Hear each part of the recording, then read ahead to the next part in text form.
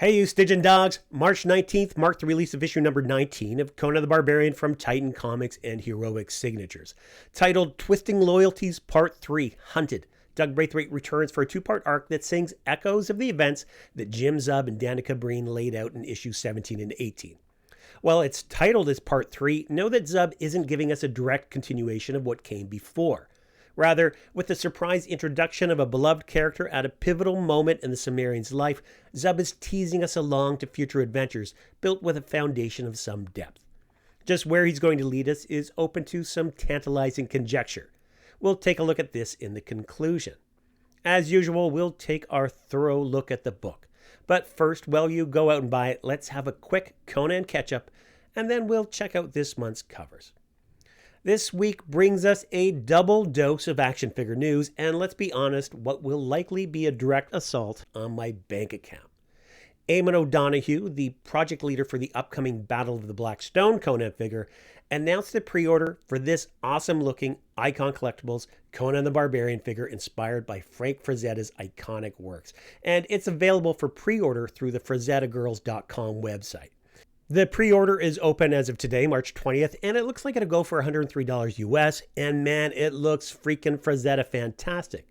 Mezco 112 also had a Conan pre-order to announce, this one based on the classic war paint imagery from the 1982 Conan the Barbarian film with Arnold Schwarzenegger. It's as posable as you'd expect from a Mezco figure, and it comes with a wicked array of accessories. I love my Mezco King Conan figure, and I trust that this will be of similar build and quality. It's priced at $105 US with a non-refundable deposit required for pre-order, and it promises to ship between October and December of this year. It looks great, but with a limited purse, I'd probably opt for the Frazetta figure. And what with the Blackstone Conan in the works, it might be a year of disappointingly tough decisions. And a final bit of Conan news. Jim Zub posted an image of his newly arrived comp copies of the Free Comic Book Day 2025 Conan Scourge of the Serpent issue. This was a heck of a tease and serves as a reminder to mark your calendars for Free Comic Book Day on Saturday, May 3rd. Moving on to this month's covers, this fantastic cover A from Roberto de la Torre. Cover B is from Marco Rudy. Here's cover C from Tony Harris. Cover D is by Eryk Donovan. And finally, this great cover from Doug Braithwaite. Now, let's take a look at this month's truly great issue. And here we go. I'll flip through the book, present a few close-ups of panels. I'll try not to read too much verbatim, and I will outline the general plot and happenings. I want you to be curious and to grab your own copy. Seriously, I implore you, buy these comics. They're fantastic. I want to give you a sense of how things look and to convey my excitement and a few summary thoughts. But be warned, if you want a pure reading experience, and I know you do, I would caution you about spoilers. And there will be spoilers. There's a pretty big reveal at the end here. If inclined, feel free to skip ahead to the conclusion. While my summary thoughts won't be spoiler-free, you won't see all the details of the book. On the inside cover is an advertisement for the 3 Conan novels from Titan Books, I guess technically 4, and the Heroic Legends ebooks. I do hope that these are one day collected and published in a print version. After that, credits for the teams at Heroic Signatures and Titan Comics. Turning the page, the Numidian Chronicles, a map for wayfinding, and a summary of events pertinent to the story at hand. Location-wise, the action will be located in the Black Kingdoms near the Zarkiba River. As for the summary of events, persuaded to join the thief Tarnasha in stealing a Stygian relic, Conan of Cimmeria and Belit soon discovered a proposed simple heist to be anything but. As stealth gave way to savage combat, Conan witnessed a Stygian priest transform into a serpent man before stabbing the Cimmerian with the very relic they sought, a twisting dagger known as the Fangs of the Serpent. While Conan and Belit slew their remaining enemies, Tarnasha seized the relic and stole into the night, forcing Conan and Belit to flee to their ship and slip out to sea, leaving Kairos behind. 2 years have passed, 1,000 days since Conan first laid eyes on Belit. Now, within the inlands of the Black Kingdoms along the Zarkiba River, the Queen of the Black Coast lies dead, and their years of grieving have come to a terrible end. Conan stands alone, with his grief deep in an unfamiliar and hostile jungle. A solemn Cimmerian stands, battered and bruised. The horrific pain of the present seared by thoughts of the past. memories of smoldering desire. His heart aflame, a blazing love fed as fuel to Belit's funeral pyre. Twisting Loyalties Part 3, Hunted. Grim Jim Zub writer. Diabolical Doug Braithwaite artist. Dangerous Diego Rodriguez color artist. Rascally Richard Starkings and Comicraft's Titanic Tyler Smith lettering. Calamitous Chris Butera editor. The instinctive need for survival eclipses the sorrow of love's loss. Treacherous trudging through the steaming swamps and dense jungles of the Black Kingdoms. Senses dulled by grief and weariness, Conan gets no forewarning. The wasps of Toronto's August sing 1,000 stings to the Cimmerian's flight. A fortunate fall into an unfortunate fray. A struggle for supremacy, straining, thrashing, and Cimmerian steel is served. Conan's weary victor's rest is brought back to focus as a splitting twig beckons friend or foe. A form, a presence, watching, measuring Conan's worth, and then gone, leaving only the night sky and scornful silence. The dawn brings no sign, no trace of its presence. In his gut, he knows he's being followed. A found footpath is better than tracking fleeting phantoms. A path to a village and a hope for supplies, but the Cimmerian is not welcome here. Conan's offer of coin for water and information is denied. Marked with death, the villagers direct him to leave. Better to journey onward than to slaughter or steal at sword point. A distinct sense of dread looms in the air. If Conan is being followed, he'll ensure that his quarry is close enough to kill. From the pitch black, a panther approaches the prone barbarian who is alert to its pending pounce. A pounce as certain a death blow is dealt by blade or by bowstring, but for the Cimmerian's quick reflexes. The catamount's claws crackle across swift-set steel, its bestial bite beckoning. Evenly matched in eerie reflections of rage, man and beast move to rapacious rhythms, attack and evasion as a dire death dance. A mistake is made. Conan falls, crumbling to the forest floor as the fangs of the feline foe move forward. Summoning a searing strength that burns from deep within, Belit's blazing love will not die here, not tonight, not ever. Summoning the will to live, rock in hand, Conan pummels the blood-starved beast. His triumph is disturbed by the knowledge that this is no ordinary jungle cat. But who sent it to track him? No, not ordinary, nor dead, a deeper truth to be discerned.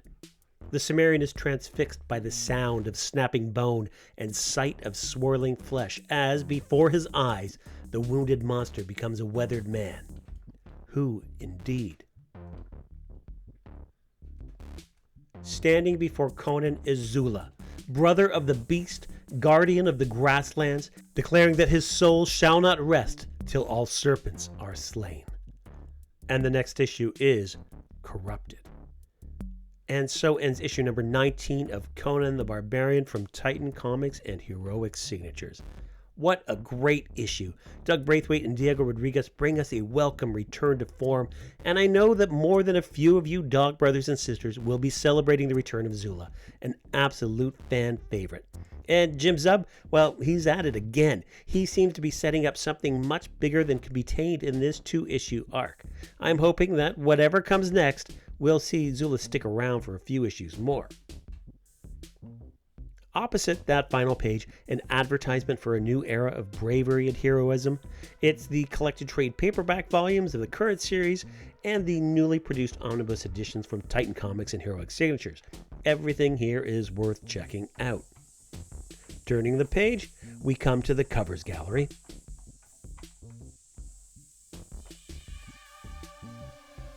And then this is followed by part 19 in Jeffrey Shanks' series of essays. This one is aptly titled Zula, Warrior Wizard of Zambala. Jeff starts by noting that the original Robert E. Howard stories saw Conan have few recurring compatriots. Apart from Nestor the Gunderman, Count Trosro, and Prospero, few were those that would last more than a single adventure. This would change with Elsbreg de Camp and Lynn Carter, who added several recurring comrades. Shanks cites Juma the Cushite and Sigurd Redbeard here, and that this trend would continue in other media, from the movies to the television series, and of course in the comic books. And that it is in the comics that one of the more popular companions would appear, Zula, the warrior wizard from Darfur. Zula appears in the 1978 issue number 84 of Conan the Barbarian. Set during Roy Thomas's famous Belit storyline, Conan and Zula meet in a Stygian dungeon.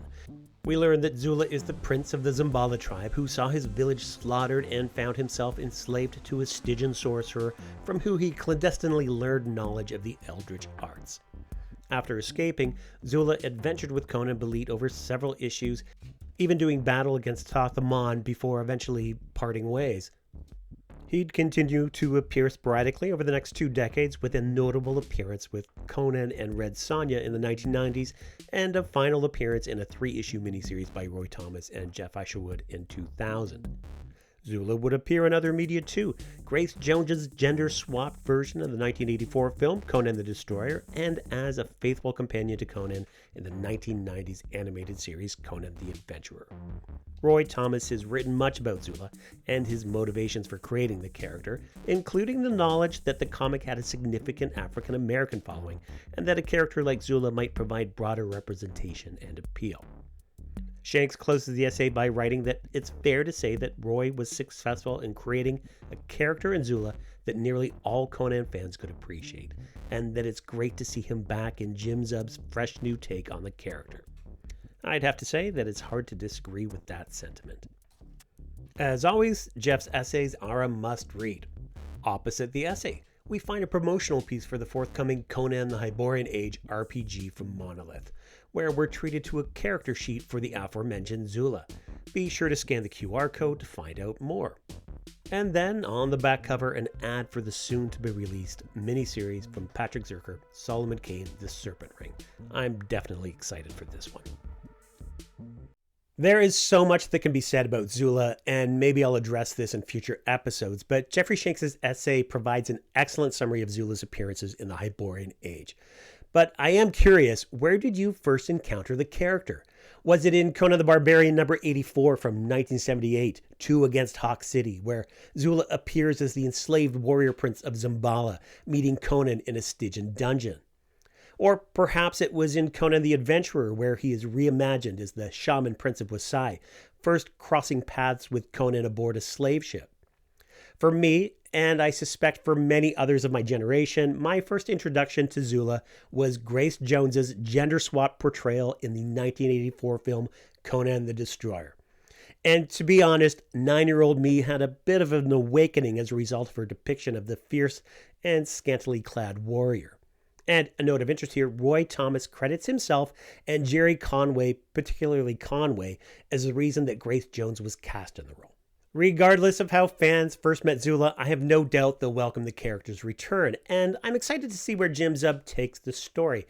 Jim Zub's reintroduction of Zula is sure to offer a fresh take on the character. Now, for starters, Zula was introduced to the Marvel series prior to the pivotal moment of Belit's death, whereas here in this current issue, we see their meeting occurring after this point. So what clues might we have about what Jim Zub might do with the story? As recounted in issue number 85 of Swordsmen and Sorcerers, during his time enslaved by the Stygian sorcerer Shu Onaru, Zula gained knowledge of the Eldritch Arts and became aware of the time-lost Shumagorath. Could this mean that Zula will be connected to the events Zub set up in the Battle of the Blackstone event series? Zula's first major arc continues to unfold in Conan the Barbarian number 89, titled The Sword and the Serpent, and this is the first issue in which Tathamon is fully introduced. And in time, Conan and Zula will ultimately face off against the Master Sorcerer of the Black Ring. The issue also sees Zula battle a man-serpent, bearing a striking resemblance to the creature Conan encountered in The God and the Bull. Now, recall that Zub's issue number 18 revisited the God in the Bowl and ended with the reveal of Thoth Amon. Might we see Zula and Conan again join forces and thwart the sorcerer's machinations?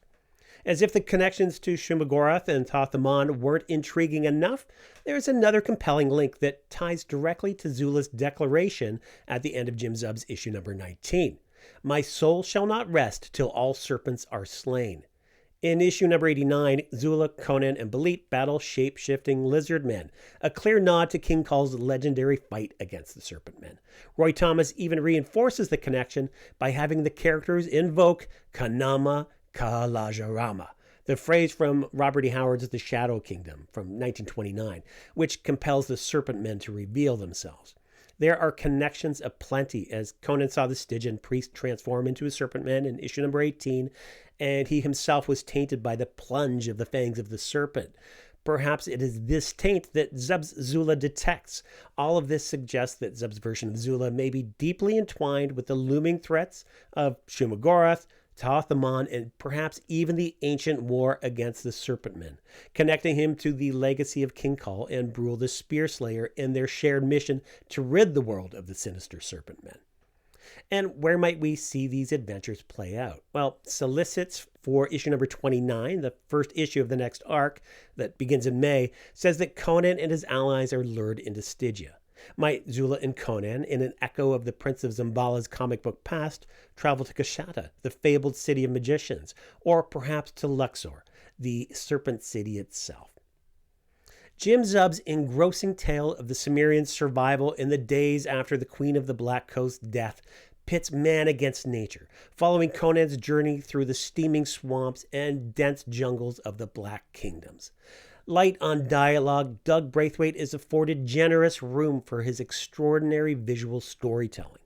Rich in detail and vividly colored by Diego Rodriguez, the issue is an immersive experience that is not to be missed. That character reveal at the end, bringing back such a fan favorite, gives the series a sense of renewal in this post-Blackstone era, assuming it is truly in the past. I do hope he sticks around for a while. Now, thanks for watching, liking, consider subscribing, and until next time, take it easy, you Stygian Dogs.